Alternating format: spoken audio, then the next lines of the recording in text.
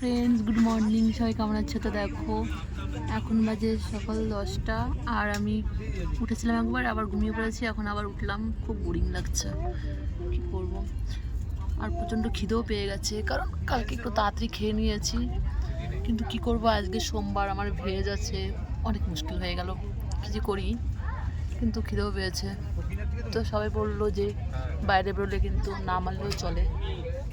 আর দেখো মিষ্টি উপরে ঘুমিয়েছে, তো এই একটা ঘুগনি গেলে আসছে, এখন ঘুগনি খাবো আমি।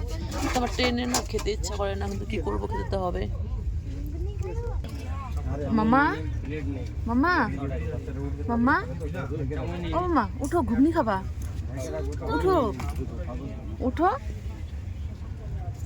খাবা না? খাবা না? দেখো ঘুমিয়ে পড়েছে, এখন উঠবে না। ঠিক আছে, আমি খেয়ে নিচ্ছি।